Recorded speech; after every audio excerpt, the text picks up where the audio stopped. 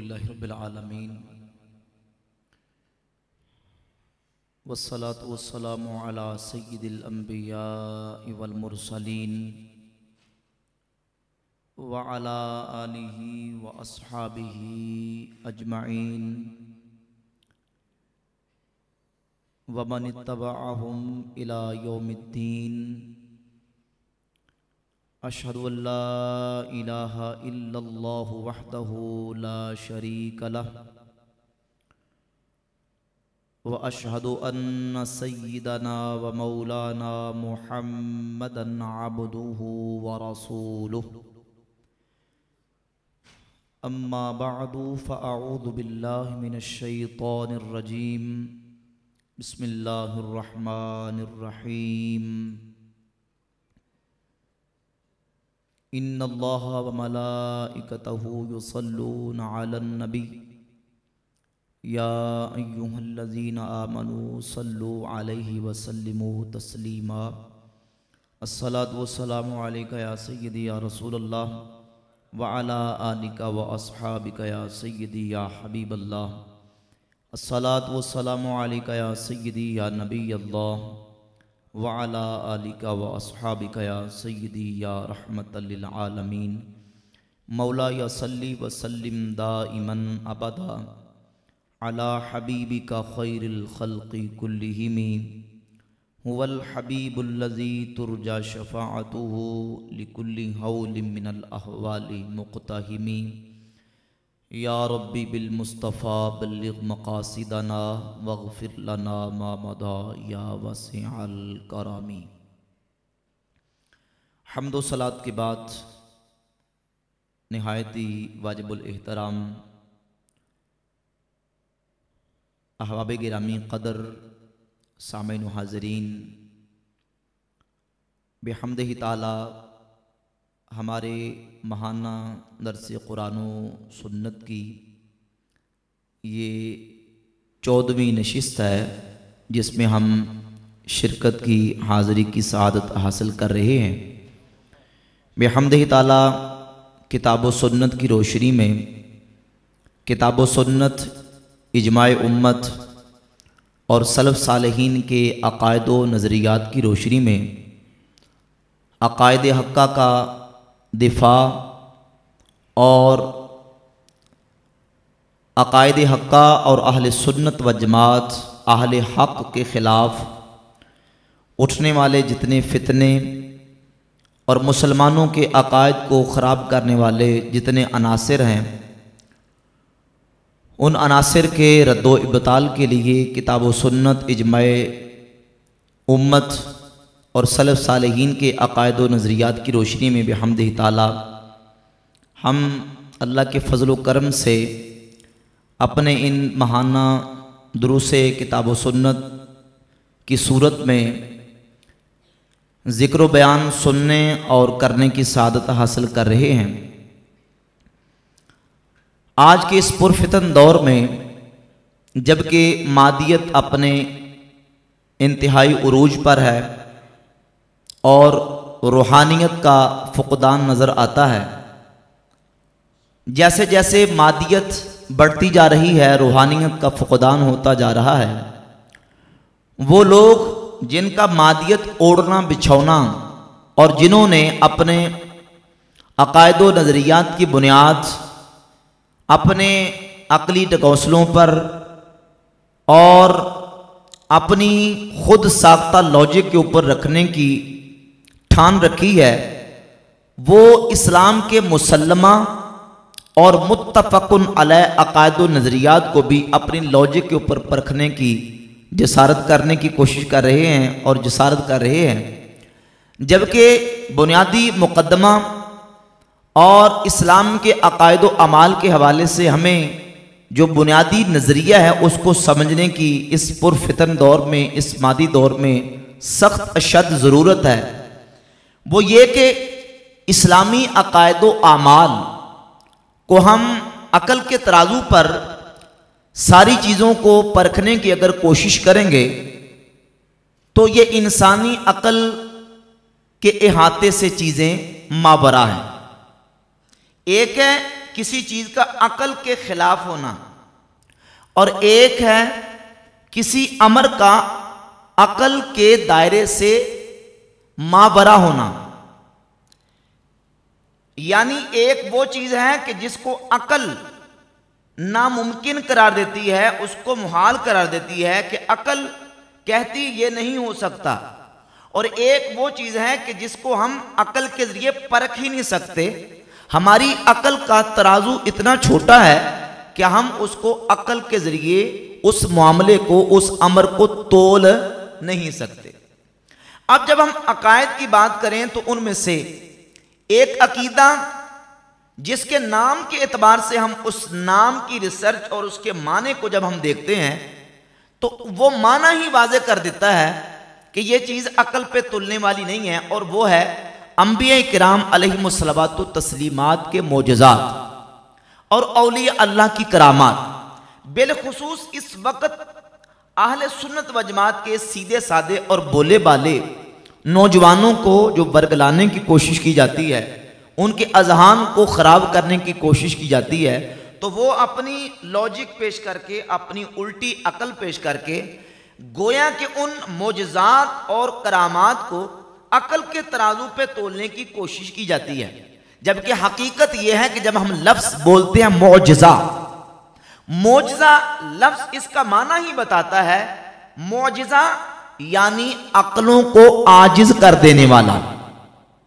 جہاں عقل عاجز ہو جائے یعنی معجزہ وہ عقل کے دائرے سے ماورا ہوتا ہے، بالا تر ہوتا ہے۔ یہ نہیں کہ وہ عقل کے خلاف ہوتا ہے، بلکہ وہ عقل سے ماورا ہوتا ہے، جس کو ہم اپنی عقل کے ذریعے سوچ کے، اپنی عقل کے ذریعے کو تحقیق کر کے، کو ریسرچ کر کے اس کو سمجھ نہیں سکتے۔ اور نہ صرف معجزہ اور کرامت بلکہ اسلام کے وہ متفق علیہ اور مجمع علیہ عقائد و نظریات جن پر کبھی کسی کا کوئی اختلاف نہیں رہا، ہم ان عقائد و نظریات کو بھی دیکھ لیں تو ان کو بھی ہم عقل کے ترازو پہ تول نہیں سکتے۔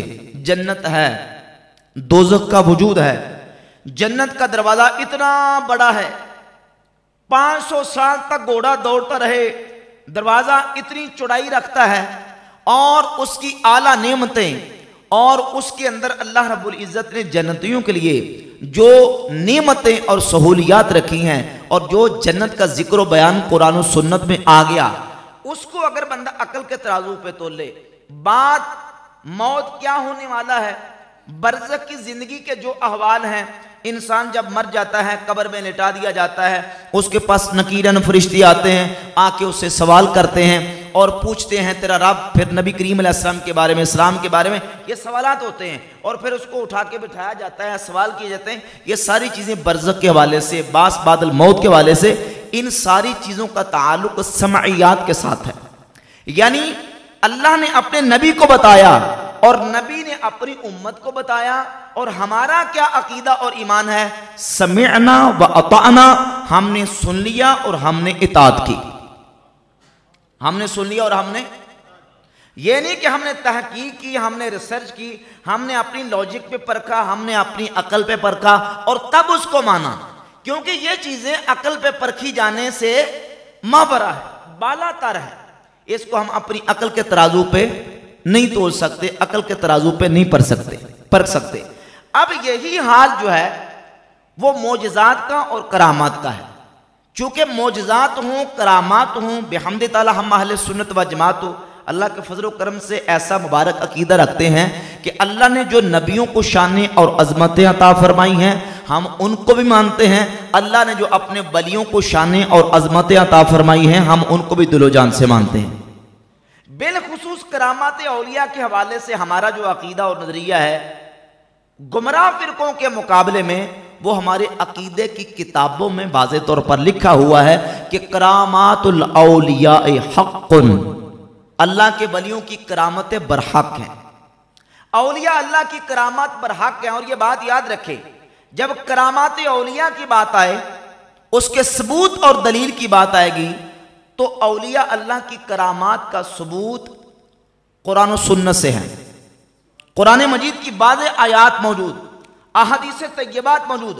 तो जो मुतलकन करामात औलिया का मुनकिर है वो कुरान मजीद की कितनी आयात और नबी करीम अलैहि सल्लम की कितनी अहादीस तय्यबात का मुनकिर है।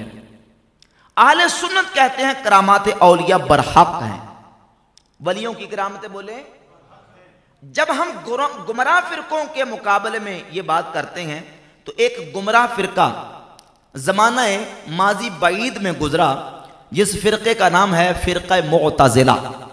फिरका मुअतज़िला ने करामात औलिया का इनकार किया और उनके जरासीम बाज आज के फिरकों के अंदर, फितरों के अंदर मौजूद हैं कि वो उसी तरीके से लॉजिक पेश करके करामात का इनकार करने की कोशिश करते हैं, जबकि हकीकत ये है कि मौजज़ा नबी का हो या वली की करामत हो, वो हमारी अकल के तराजू में तोल नहीं सकती, वो अकल से मावरा होती। अब जब चूंकि अहले सुन्नत करामात को मानते हैं तो करामात के हवाले से फिर पेश करके तो इसके ऊपर बड़े इतराज़ात उठाए जाते हैं, सवालात उठाए जाते हैं, और हमारे अहले सुन्नत व जमात के सीधे साधे भोले वाले नौजवान बेसिक अकीदे को ना समझने की वजह से और उसके दलाइल से ना आशना होने की वजह से फिर ऐसे गुमराह लोगों की गुमराही का शिकार हो जाते हैं। तो जब हमने करामत की बात शुरू करनी है, सबसे पहले हमने करामत के सबूत को देखना है। करामत होती क्या है, करामत किसे कहते हैं और इसका सबूत कहां से है। तो यह बात याद रहे, करामत खिलाफे अकल नहीं होती, मोजज़ा खिलाफे अकल नहीं होता, बल्कि मोजज़ा और करामत यह खिलाफे आदत होता है। आपने समझने की कोशिश करनी है। एक है खिलाफे अकल, एक है खिलाफे आदत। खिलाफे अकल और खिलाफे आदत में फर्क है। जब हम मफहूम को देखते हैं तो मफहूम की तीन किस्में हैं, वाजिब, मुमकिन और मुमतने महाल। वाजिब, मुमकिन और मुमतने और महाल, ये मफहूम की तीन किस्में हैं। एक वो चीज है जिसका होना जरूरी है, एक वो चीज है जिसका ना होना जरूरी है, और एक वो है जिसको मुमकिन कहा जाता है, जिसका होना भी जरूरी नहीं, ना होना भी जरूरी नहीं। जब हम करामत और मौजज़ा की बात करते हैं तो मौजज़ा और करामत ये अकल के खिलाफ नहीं। अकल के खिलाफ तब कहें जब अकल की उस तक रसाई हो। अकल तो नीचे रह जाती है, अकल तो आजिज आ जाती है, अकल तो अपने हथियार डाल देती है।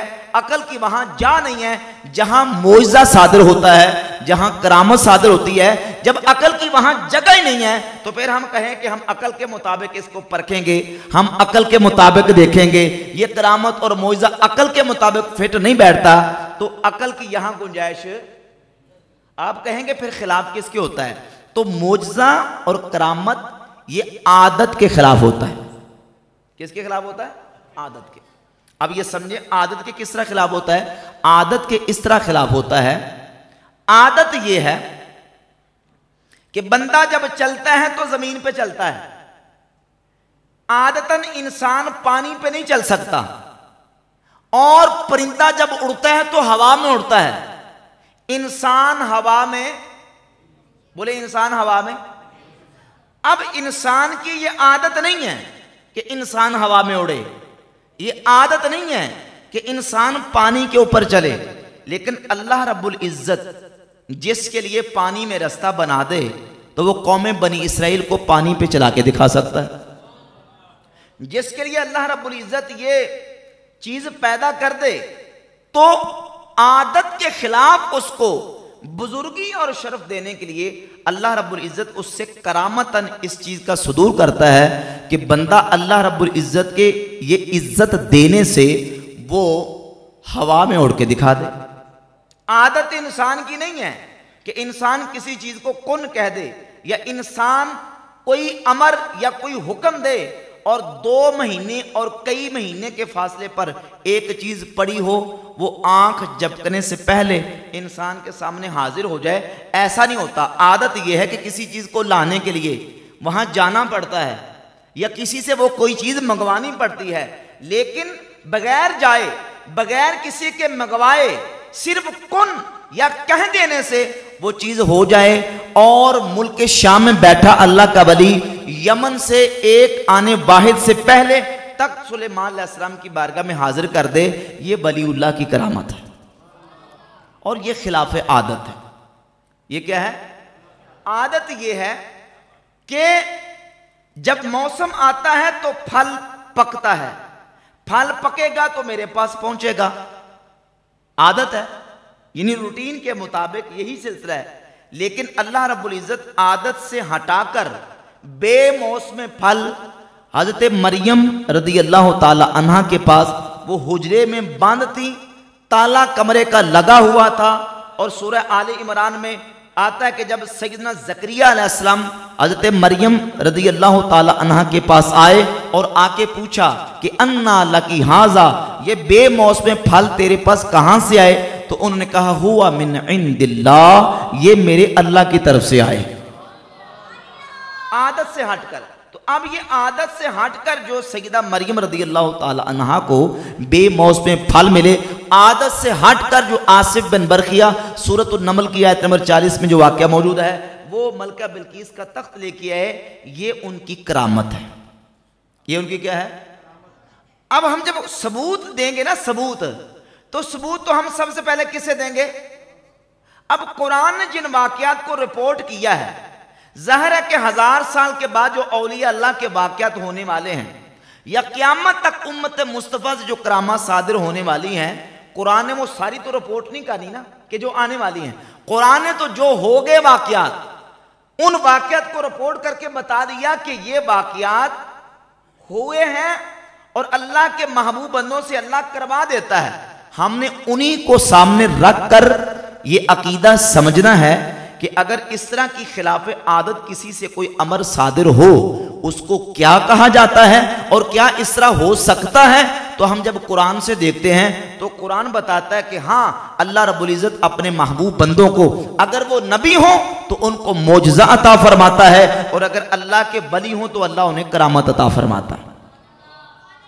خرق عادت، عادت کو پھاڑنے والا، عادت کو توڑ دینے والا، کاٹ دینے والا، یعنی عادت سے ہٹ کر خلاف عادت کوئی امر جو صادر ہوتا ہے، اگر وہ نبی سے ہو تو معجزہ ہوتا ہے، اور اگر ولی اللہ سے ہو تو وہ کیا ہوتی ہے؟ کرامت ہوتی۔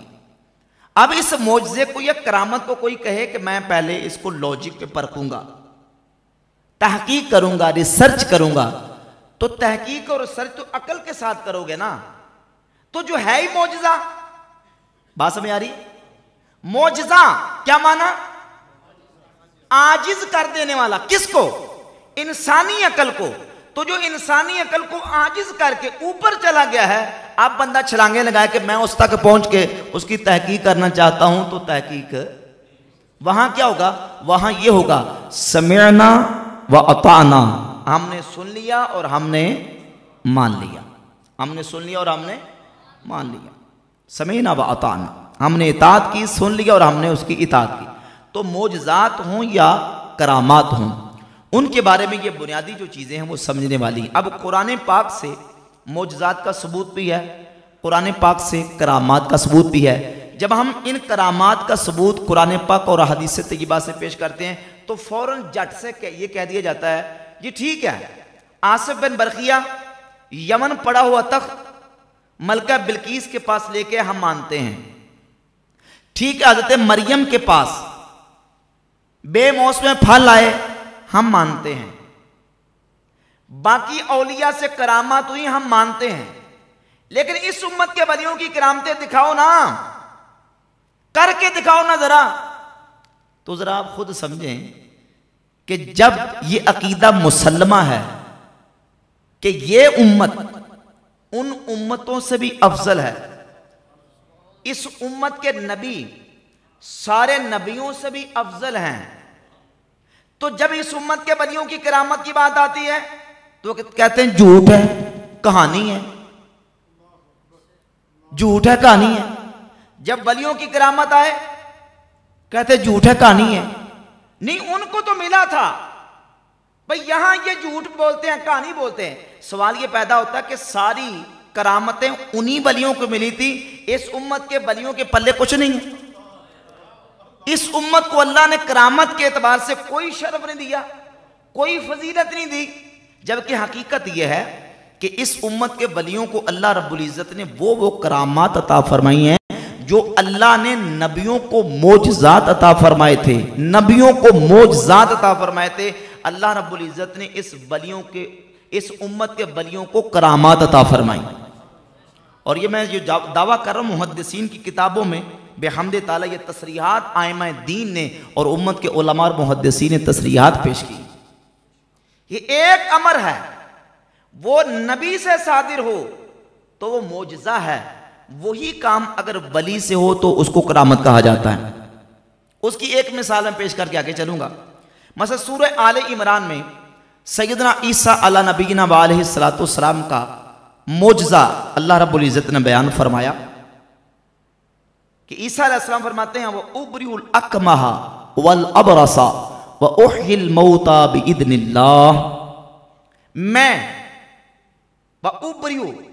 میں مادر ذات اندھوں اور کوڑوں کو شفا دیتا ہوں، وَأُحْيِي الْمَوْتَى بِإِذْنِ اللَّهِ، اور میں اللہ کے اذن سے مردوں کو زندہ کرتا ہوں۔ کوڑوں کو شفا دینا اور اندھوں کو شفا دینا یہ عیسیٰ علیہ السلام کا کیا ہے؟ بولے کیا ہے؟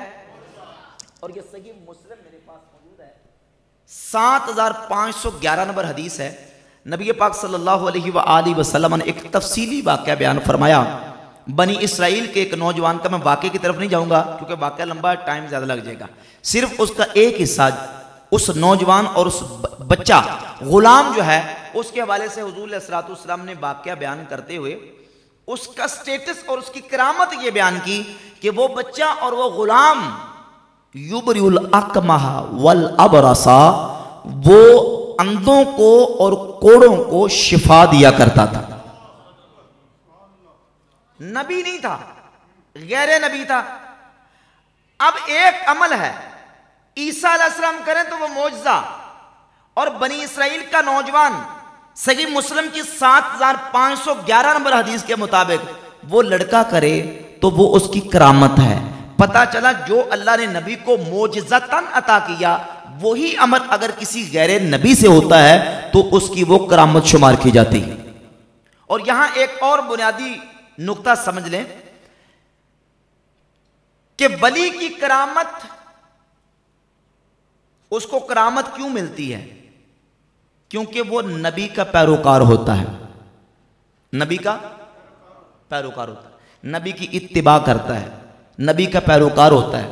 نبی کی اتباع اور اطاعت کی برکت سے اللہ رب العزت اسے یہ شرف دیتا ہے کہ اس کے ہاتھ سے کرامت کا صدور ہوتا ہے۔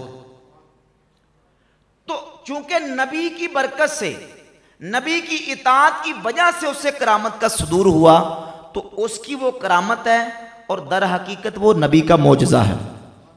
توجہ کریں میری طرف ذرا، توجہ کریں۔ ولی سے کرامت صادر ہوئی، وہ ولی کی کرامت ہے، ولی کی کرامت نبی کا معجزہ شمار ہوتی ہے۔ وہ نبی سے ہو تو نبی کا معجزہ، ولی کے ہاتھ سے صادر ہو تو وہ ولی کی کرامت، لیکن ولی کی کرامت بھی اصل میں حقیقت میں نبی کا معجزہ ہوتی۔ اب دو امر خلاف عادت واقع ہوئے، نبی کے ہاتھ سے اور نبی کے امتی کے ہاتھ سے۔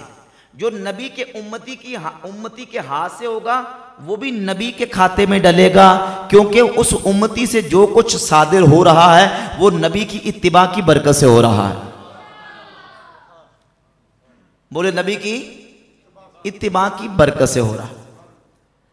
اب اس چیز کو دو محدثین نے بیان کیا، جن میں سے امام ابو بکر احمد ابن الحسین بہقی رحمت اللہ تعالی علیہ نے، یہ ان کی کتاب دلائل النبوہ و معرفت احوال صاحب شریعہ، امام بہقی 458 ہجری میں فوت ہوئے۔ یہ اس کی جلد نمبر 6 اور جلد نمبر 6 کے دو مقامات پہ، صفحہ نمبر 44 پہ اور صفحہ نمبر 49 پہ اسی بات کو بیان کیا۔ اور دوسرا حوالہ اس سلسلہ میں حافظ ابن کثیر کی کتاب البدایہ والنہایہ، نبی کریم علیہ السلام کی سیرت سے لے کر صحابہ کرام کے حالات اور پھر اس اسلام کی مسلمانوں کی تاریخ لکھی. اس میں حافظ ابن کثیر نے نبی کریم علیہ السلام کے معجزات اور ولیوں کی کرامات کے اوپر بات کرتے ہوئے اسی بات کی صراحت کی ہے کہ ولی سے جو کرامت صادر ہوتی ہے وہ در حقیقت نبی کا معجزہ شمار ہوتی ہے.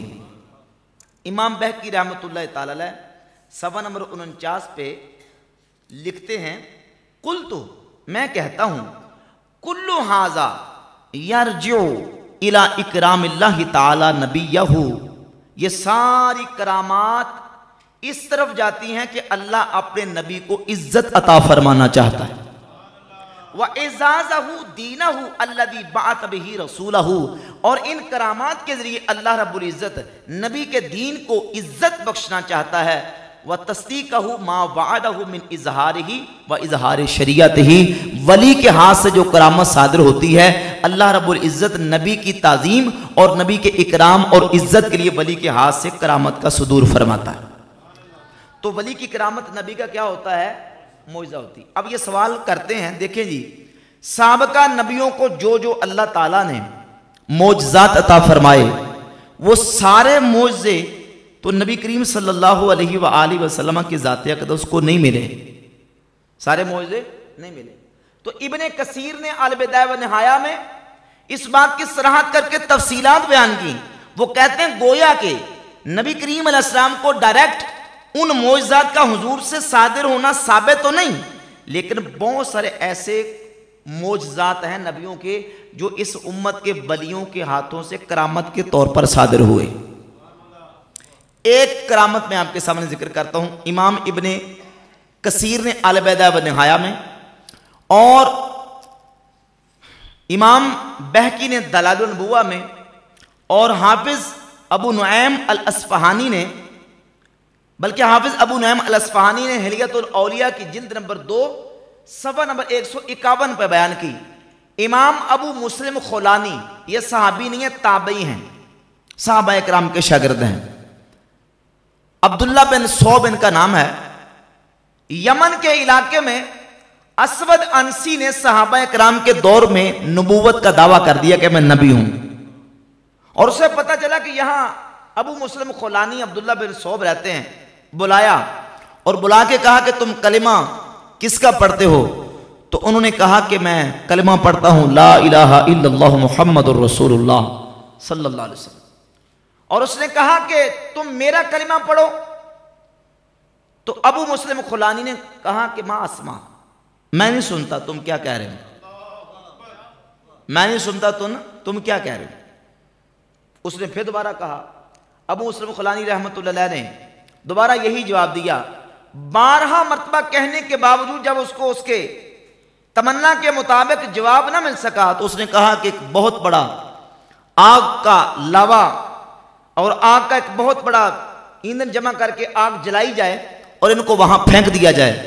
ابو مسلم خولانی رحمۃ اللہ تعالی علیہ کو آگ میں پھینک دیا گیا. آگ جل گئی، لیکن اللہ رب العزت نے ابو مسلم خولانی کے جسم کو آگ سے محفوظ فرمایا. اور یہ صحیح سند کے ساتھ کتب تاریخ میں اور ان محدثین کی کتابوں میں یہ واقعہ موجود ہے صحیح سند کے ساتھ کہ ابو مسلم خولانی رحمۃ اللہ تعالی علیہ کو اللہ رب العزت نے اسود انسی کی آگ سے محفوظ فرمایا. جب ابو مسلم خولانی رحمۃ اللہ آگ سے بچ گئے تو لوگوں نے پھر اسود انسی جھوٹے مدعی نبوت کو کہا کہ اس کو یہاں سے بھیج دو، کیونکہ یہ بندہ یہاں اگر رہے گا نا اس کی وجہ سے بڑے لوگ مسلمان ہو جائیں گے، اس سے متاثر ہوں گے، اس کو یہاں سے نکال دو. اسود انسی نے ابو مسلم خولانی کو وہاں سے نکال دیا تو وہ سیدھا ڈائریکٹ مدینہ شریف پہنچے. جب مدینہ طیبہ آئے تو اس وقت صدیق اکبر رضی اللہ تعالیٰ عنہ کا دور خلافت تھا. مدینہ یمن سے واپس آئے تو سیدنا عمر فاروق رضی اللہ تعالیٰ کو پتہ چلا کہ یمن سے بندہ آیا.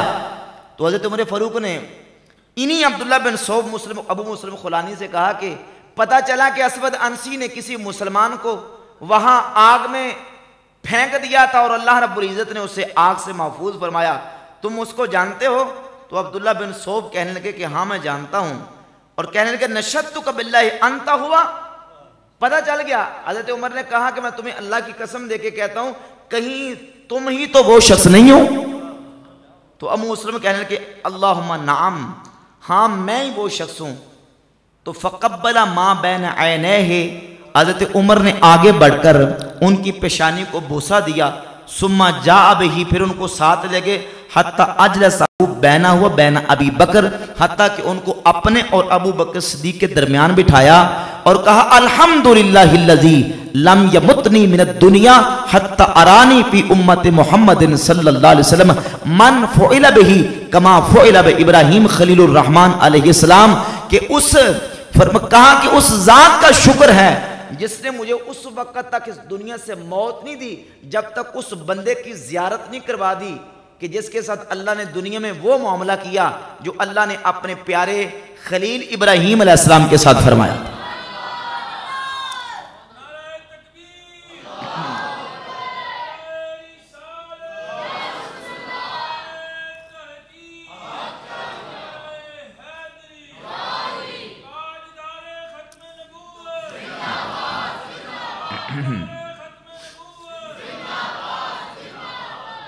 تو اب سیدنا ابراہیم خلیل اللہ علیہ السلام پر اللہ رب العزت نے نار نمرود کو گلے گلزار فرما دیا۔ وہ معجزہ تھا پیغمبر کا، نبی کا، اور یہاں ابو مسلم خولانی رحمہ اللہ پر آگ نے اثر نہیں کیا اور یہ آگ سے زندہ سلامت بچ کے باہر تشریف لے آئے، یہ اللہ کے ولی کی کرامت ہے۔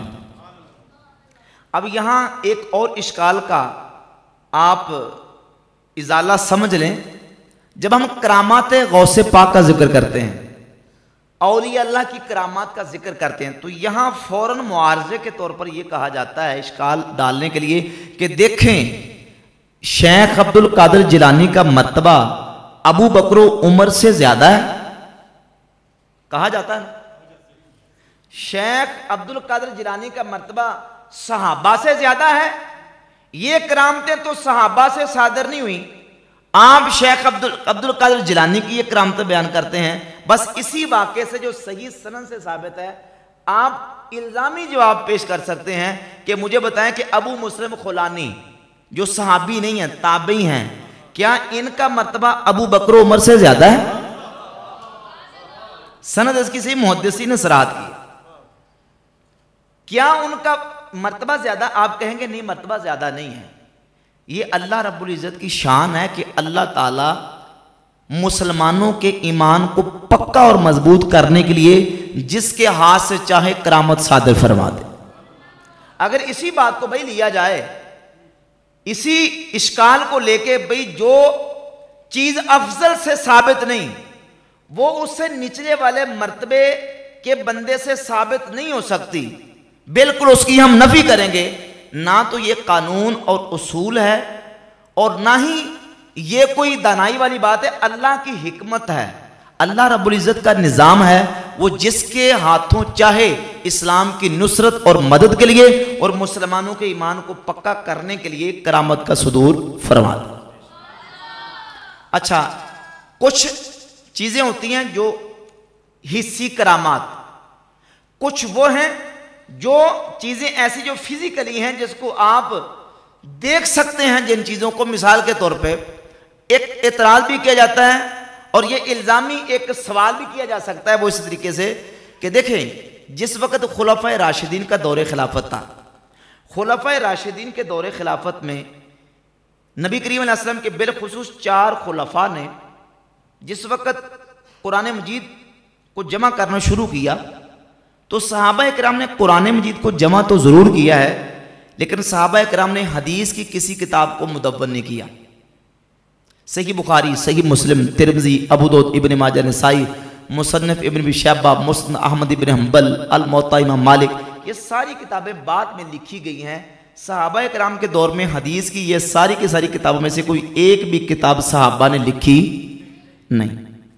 سوال یہ پیدا ہوتا ہے تو کیا ان کو صحابہ سے زیادہ حدیثوں کی فکر تھی؟ یہ صحابہ سے زیادہ حدیث کو جمع کرنے میں فکر مند تھے؟ تو اس کا جواب یہ دیں گے کہ اللہ رب العزت کی یہ تقسیم ہے کہ اللہ تعالیٰ نے سب سے جو اسلام کا پہلا بڑا مصدر ہے قرآن مجید، یہ اللہ نے صحابہ کو توفیق عطا فرمائی، اللہ نے ان سے خدمت لی کہ صحابہ اکرام نے اپنے دور میں قرآن مجید کو جمع کر کے کتابی شکل میں محفوظ کر لیا۔ یہ خدمت اللہ نے صحابہ کے ہاتھ سے لی۔ صحابہ کے بعد جب تابعین اور تبع تابعین کا دور آیا تو جس طرح صحابہ کے ہاتھوں اللہ رب العزت نے قرآن کو جمع کرنے کی خدمت لی، تابعین اور تبع تابعین کے دور میں اللہ تعالیٰ نے حضور کی حدیثوں کو جمع کرنے کی خدمت ان نفوس قدسیہ سے لے لی۔ اب یہ کہیں کہ بھئی صحابہ نے حدیثیں کیوں نہیں جمع کی، صحابہ سے اللہ نے کیوں نہیں لی، تو اس کا جواب یہ کہ یہ اللہ کی حکمت ہے۔ یہ کیا ہے؟ سب سے پہلے تو بات یہ ہے کہ یہ اللہ کی حکمت ہے، یہ اللہ کے فیصلے ہیں، یہ اللہ کی مرضی ہے، وہ جس کو جو چاہے، جس سے جو اسلام کی دین کی چاہے خدمت لے لے۔ اور حکمت جو سمجھ آتی ہے وہ یہ ہے کہ صحابہ کرام وہ ہستیاں ہیں جنہوں نے، توجہ کریں، جنہوں نے نبی کریم صلی اللہ علیہ وآلہ وسلم کے شب و روز دیکھے، حضور کے معجزات دیکھے۔ صحابہ وہ ہیں جنہوں نے چاند کے ٹکڑے ہوتے دیکھے، جنہوں نے سورج واپس مقام عصر پہ آتا دیکھا، جنہوں نے حضور کی انگلیوں سے پانی کے چشمے جاری ہوتے ہوئے دیکھے، جنہوں نے نبی کریم علیہ السلام کی بارگاہ میں درخت چل کے آتے ہوئے دیکھے، جنہوں نے پتھروں کو حضور کو سلام کرتے ہوئے دیکھا۔ نبی کریم علیہ السلام کے کتنے معجزہ صحابہ نے دیکھے۔ وہ صحابہ نبی کریم علیہ السلام کی ذات پر، خدا کی ذات پر وہ کامل پکا ایمان رکھنے والے تھے۔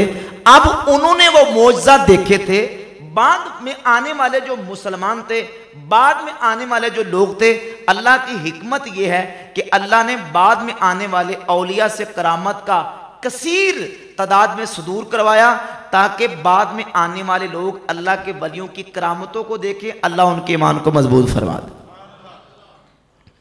اور ایسے ہوا، اللہ تعالیٰ نے ان کرامات کے ذریعے ہزاروں لاکھوں لوگوں کے ایمان کو تقویت بخشی اور ان کے ایمان میں مضبوطی آئی۔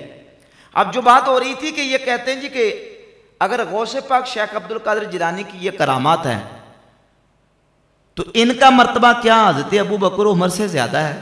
ہم کہتے ہیں نہیں، یہ ساری امت کے ولی اکٹھے ہو جائیں، صحابی کے مرتبے اور مقام تک بولے نہیں پہنچ سکتے۔ بھائی اس سے غیر صحابی کا صحابی سے افضل ہونا لازم نہیں آتا، یہ اللہ کی تقسیم ہے، جسے چاہے جس سے اللہ کرامت صادر فرما دے۔ اس کی میں دو مثالیں آپ کے سامنے رکھتا ہوں۔ صحیح بخاری میں ایک حدیث موجود ہے کہ نبی پاک صلی اللہ علیہ وآلہ وسلم کے ایک صحابی حضرت خبیب رضی اللہ تعالیٰ عنہ، صحیح بخاری میں 3045 نمبر حدیث ہے کہ مشرکین نے ان کو پکڑ لیا اور پکڑ کے قید کر لیا اور جیل میں ڈال دیا۔ ابھی بنت حارث کہتی ہیں کہ حضرت خبیب رضی اللہ تعالیٰ عنہ بیڑیوں میں جکڑے ہوئے تھے اور مشرکین نے ان کو پکڑ کے قید کر لیا۔ جب میں نے دیکھا تو کہتی ہیں کہ حضرت خبیب اس حالت میں تھے، واللہ لقد رأیتہ یأکل قطفا من عنب وباب مکہ یومئذ من ثمرہ۔ کہتی ان دنوں مکہ میں کوئی پھل نہیں ہوتا تھا، مکہ میں ان دنوں کوئی پھل نہیں پایا جاتا تھا۔ میں نے دیکھا کہ حضرت خبیب رضی اللہ تعالیٰ عنہ وہ قید میں بیڑیوں میں جکڑے ہوئے تھے کہ ان کے ہاتھوں میں انگوروں کے گچھے تھے جس کو وہ کھا رہے تھے۔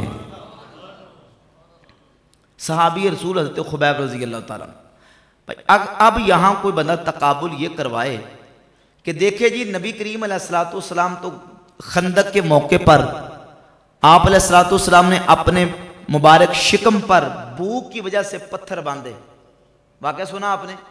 صحابہ اکرام نے بھوک کی وجہ سے اپنے پیٹ پر پتھر باندھے۔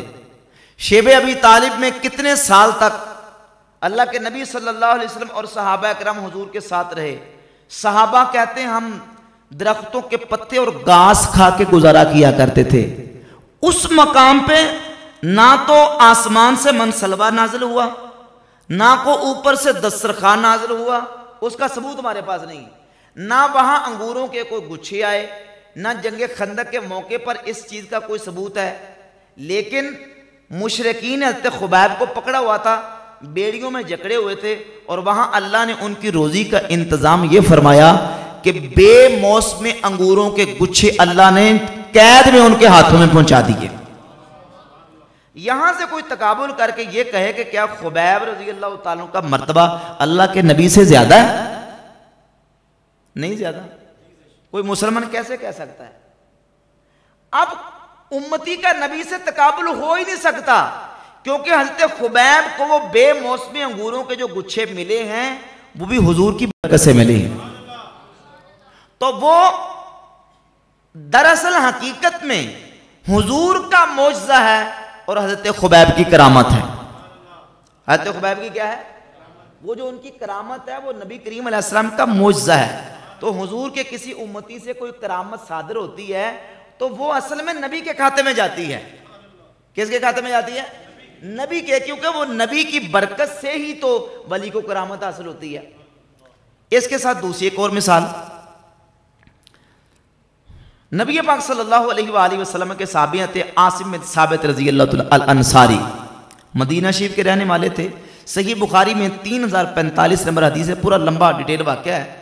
نبی کریم علیہ السلام نے ان صحابہ کو مشرکین کی جاسوسی کے لیے بھیجا، تو راستے میں ان کو مشرکین نے پکڑ لیا اور پکڑ کے قتل کر دیا۔ قتل کر کے چلے گئے، اپنے علاقے میں پہنچے، اپنے سرداروں کو جا کے بتایا کہ ہم ان لوگوں کو قتل کر کے آ گئے۔ تو ان کے سرداروں نے کہا کہ تم ان کو قتل تو کر رہے ہو، ان کی نشانی تمہارے پاس کیا ہے؟ کہنے کہ نشانی کوئی نہیں ہے۔ تو انہوں نے کہا کہ جاؤ دوبارہ واپس، اور جن کو تم قتل کر کے آئے ہو ان کے ہاتھ پاؤں کاٹ کے ہمارے پاس لے کے آؤ نشانی کے طور پر۔ اب یہ جو مشرکین کا وفد تھا جو ان کا قاصد کے طور پر آیا، ان کی طرف سے نعوذ باللہ اس عمل کو کرنے کے لیے کہ صحابہ اکرام کے ہاتھ پاؤں کاٹ کے لے جائیں، تو جب وہ پہنچے تو اللہ رب العزت نے بڑوں کو بھیج دیا۔ یہ پونڈ جو ہوتے ہیں، پونڈ بڑے، ان کو بھیجا اور ان کی حفاظت کا اللہ نے ایسے انتظام و اہتمام فرمایا کہ کوئی کافر اور مشرک ان صحابہ کے جسموں کے پاس نہیں پہنچ سکا۔ یہ ان کی کرامت ہے، یہ صحابہ کی کیا ہے؟ کرامت ہے۔ لیکن ان سے بڑے صحابی رتبے میں، شرف میں، فضیلت میں نبی کریم علیہ السلام کے چچا حضرت امیر حمزہ رضی اللہ تعالیٰ عنہ، جنگ احد کے موقع پر ان کے جسم پاک کا مسئلہ کیا گیا اور ان کی جسم پاک کے ساتھ نعوذ باللہ معاذ اللہ کس طرح کا رویہ اختیار کیا گیا۔ مشرکین کی طرف سے ان کے جسم کے اعضاء کاٹے گئے، وہاں کوئی بظاہر انتظام ہوا؟ بولے نا، نہیں۔ اب ایک صحابی جو درجے میں امیر حمزہ سے نیچے ہیں، ان کے جسم کو سلامت رکھنے کے لیے اللہ نے بڑوں کو بھیج دیا اور وہ بادل کی طرح اوپر چھا گئیں اور کافر ان کے جسم تک نہ پہنچ سکے۔ اللہ نے جسم کو سلامت کیا، لیکن وہاں امیر حمزہ کے ساتھ یہ معاملہ نہیں ہوا۔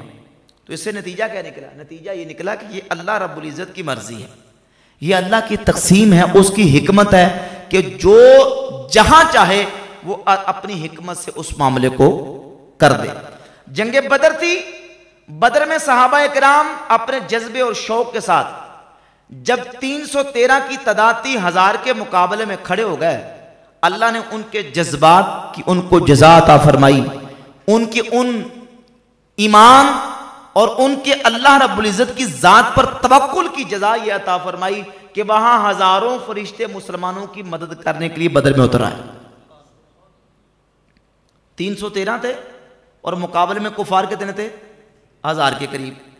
اب بدر میں ہزاروں فرشتے آئے، لیکن جنگ احد میں فرشتوں کے آنے کا کوئی ثبوت ہے؟ بولے نا یار، نہیں ہے۔ اب سوال یہ پیدا ہوتا ہے کہ بدر میں آئے، احد میں کیوں نہیں آئے؟ احد میں کیوں نہیں آئے؟ تو یہ اللہ کی حکمت ہے کہ اللہ رب العزت نے بدر میں صحابہ کے اس جذبے کی وجہ سے، جو ان کا ایمان، جذبہ اور اشتیاق تھا شہادت کا، اور ان کا رب کی ذات پہ توکل تھا، اس کا صلہ اور جزا یہ عطا فرمائی کہ ہزاروں فرشتوں کو مدد کے لیے بھیج دیا۔ اور یہاں اللہ رب العزت نے ان کی تربیت فرمانی تھی، یہاں اللہ رب العزت نے فرشتے نہیں بھیجے۔ تو کوئی یہاں سوال کرے کہ یہاں کیوں اور وہاں کیوں نہیں، تو یہ اللہ رب العزت کی حکمت۔ اب یہاں یہی ہم جواب دیں گے کرامات اولیاء کے حوالے سے کہ اولیاء اللہ علیہم الرحمہ کی جو کرامات ہیں اس سلسلے میں کہ اللہ تعالیٰ جل شانہ نے بعد کے اولیاء سے، ولیوں سے ان کرامات کا صدور اور ظہور کیا ہے کہ جو اس وقت ضرورت تھی ایمان والوں کے ایمان کو پختہ کرنے کے لیے، مضبوط کرنے کے لیے، اگرچہ بظاہر وہ کرامات صحابہ کرام رضی اللہ تعالیٰ عنہ سے ظاہر نہیں بھی ہوئی، نہ تو ان کا مرتبہ ان سے بڑھ جائے گا اور نہ ہم کرامات کا انکار کر سکتے ہیں، اس لیے کہ جو جس جگہ کے لیے رب کی حکمت تھی اللہ تعالیٰ نے وہی شرف اور فضیلت ان وہ لوگوں کو عطا فرما دی۔ جیسے صحابہ سے خدمت لی قرآن جمع کرنے کی، تابعین اور تبع تابعین سے خدمت لی احادیث جمع کرنے کی، اور بعد میں جس چیز کی امت کو ضرورت پڑتی رہی اللہ تبارک و تعالیٰ نے اس طریقے سے امت کو وہ چیزیں اور شرف عطا فرما دیا۔ اب کرامات کے حوالے سے جو بنیادی اعتراضات کیے جاتے ہیں اور اشکالات ڈالے جاتے ہیں، ان میں سے ایک یہ بھی ہے کہ ٹھیک ہے مان لیا کہ ولی جو ہیں ان سے کرامات کا صدور ہوتا ہے، ظہور ہوتا ہے، تو پھر کر کے دکھائیں۔ آج دنیا میں کوئی ولی نہیں ہے، اگر ہے تو یہ ولی وہ کرامتیں کیوں نہیں کر کے دکھاتے ہیں؟ اس کا جواب سن لیں۔ پہلی بات تو یہ ہے، یہ یاد رکھے بات کہ ولی کے لیے کرامت ضروری، بولے ولی کے لیے کرامت ضروری، ولی جو اللہ کا دوست ہے، ایمان والا ہے اور تقوی والا ہے، ایمان کی دولت ہو اور تقوی والا ہو، وہ اللہ کا ولی ہے، اس کے لیے کرامت شرط نہیں۔ ہاں اللہ رب العزت چاہے تو اس نیک مومن بندے سے کرامت کا صدور اور ظہور فرما دے، ٹھیک ہے۔ اب یہ کہتے ہیں جی کہ آج کے ولیوں سے کرامتیں صادر کیوں نہیں ہوتی؟ ہم کہتے ہیں ٹھیک ہے، یہ تو کرامتوں کی بات ہے نا، وہ چیزیں جو فزیکلی طور پر آپ اس کو مانتے ہیں، مثلا ایسی کتنی باتیں ہیں کہ جو امت کے اولیاء، امت کے علماء سے صادر ہو چکی، جو آج صادر نہیں ہو رہی، اور آج اس کی ایک مثال بھی آپ پیش نہیں کر سکتے۔ مثال کے طور پہ امام بخاری رحمۃ اللہ علیہ اتنے بڑے محدث تھے کہ لاکھوں احادیث کے حافظ تھے۔ کتنی احادیث کے؟ بعض محدثین نے 3 لاکھ لکھا، 5 لاکھ، 6 لاکھ، یعنی لاکھوں احادیث امام بخاری رحمۃ اللہ کو زبانی یاد تھی، جس کا متن بھی یاد تھا، جس کی سند بھی یاد تھی، اپنے سے لے کر رسول اللہ صلی اللہ علیہ وآلہ وسلم کی ذات اقدس تک مکمل سند اور سند کے ساتھ مکمل متن امام بخاری رحمۃ اللہ کو لاکھوں حدیثوں کا یاد تھا، یہ سب مانتے ہیں۔ اب ہمارا سوال یہ ہے کہ آج کے اس لیٹسٹ اور ترقی یافتہ دور میں دنیا میں کوئی عالم موجود نہیں، دنیا میں کوئی محدث موجود نہیں، چلو 10 15 20 نہیں، کوئی ایک ایسا محدث امام بخاری کے پائے کا آپ اس کا نام لے دیں جس کو 5 لاکھ حدیثیں متن اور سند کے ساتھ زبانی یاد ہوں۔ چلے لے کے ہیں، لے کے ہیں خان صاحب، لے کے ہو، نہیں ہے، نہیں ہے نا، تو کیا آج سارے علماء ختم ہو چکے ہیں؟ چلے 5 لاکھ نہیں، ہم نیچے آ جاتے ہیں، 2.5 لاکھ کر لیں، اس سے بھی نیچے آ جائیں، کوئی 1 لاکھ حدیث نبوی کا حافظ دنیا میں کوئی ہے عالم ایسا؟ اس سے بھی نیچے 50,000، چلے 50 سے بھی نیچے کوئی 10,000 حدیثیں سند اور متن کے ساتھ، ایسا بندہ کوئی ہے دنیا میں جس کو سند اور متن کے ساتھ مکمل 10,000 احادیث زبانی اس کو حفظ ہوں؟ ہے تو لے کے ہیں، اتنا نیچے میں آ گیا ہوں، ہماری معلومات میں تو کوئی نہیں ہے ایسا بندہ جو سند اور متن کے ساتھ پوری مکمل جو ہے اتنی احادیث پڑھ کے سنا دے، ایسا بندہ آج تک کوئی سامنے نظر ہے۔ اور اگر وہ جو ہمیں پوچھتے ہیں جی ولی کوئی نہیں، کرامت دکھاؤ، بھئی کرامت کا تعلق جو ہے وہ تو خرق عادت کے ساتھ ہے نا، یہ چیز جو حدیث کا حفظ کرنا، یاد کرنا، آپ کو ہزاروں حافظ مل جائیں گے، ہزاروں لاکھوں قرآن کا یاد کرنے والے حافظ مل جائیں گے، کوئی ایسا بھی ہو جس کو کم از کم 10,000 حدیثیں سند اور متن کے ساتھ زبانی حفظ اور یاد ہوں، میدان میں لے کے ہے کہ نہیں ہے کوئی بندہ؟ آپ کی معلومات میں ہے کوئی؟ نہیں ہے؟ تو اس کا مطلب کیا امام بخاری کو یاد ہی نہیں تھی حدیثیں؟ ان کو تو یاد تھی بھائی. آج اگر کوئی نہیں ملتا تو اس سے ہم امام بخاری کے حفظ اور حافظے کا انکار نہیں کر سکتے. آج اگر اس لیول کی کرامت دکھانے والا کوئی ولی اللہ نہیں ملتا تو اس کا مطلب یہ نہیں ہے کہ اولیاء اللہ سے کرامت کا صدور نہیں ہوا. اللہ کی حکمت ہے. اب دیکھو نا نبوت کا سلسلہ اللہ رب العزت نے 1400 سال پہلے اپنے پیارے رسول صلی اللہ علیہ وآلہ وسلم پر مکمل فرما دیا. اب مرزائی قادیانی وہ کہتے ہیں جب نبوت رحمت ہے تو پھر اللہ تعالیٰ نے یہ کیسے ہو سکتا ہے کہ رحمت سے اپنی مخلوق کو اپنے بندوں کو محروم کر دیا ہو. یہ سلسلہ تو نعوذ باللہ کہتے چلنا چاہیے تھا.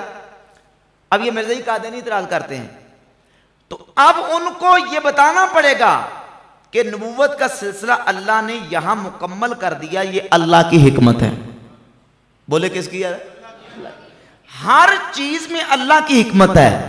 صحابہ سے قرآن کی خدمت لی, اللہ کی حکمت. تابعین تبع تابعین سے حدیث کی خدمت لی, اللہ کی حکمت.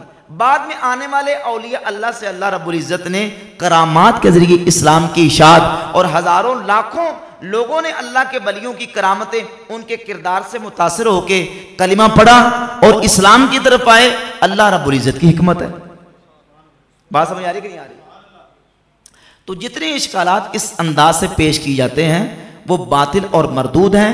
کرامات الاولیاء حق, اولیاء اللہ کی کرامات برحق ہیں, اور کرامت کا ثبوت قرآن مجید سے, احادیث طیبات سے ہے, اور اس پر اہل سنت و جماعت کا اجماع اور اتفاق ہے. کرامت کا منکر اہل سنت سے اس کا کوئی تعلق ہے, وہ فرقہ معتزلہ کے گمراہانہ عقائد کا ماننے والا ہے. کرامت کا منکر جو ہے اس کا اہل سنت و جماعت سے کوئی تعلق نہیں ہے. یہ مختصر وقت میں نے اس موضوع سے متعلقہ چند بنیادی جو سمجھیں کہ مقدمات ہیں, تمہیدات ہیں, وہ بیان کر دی ہیں.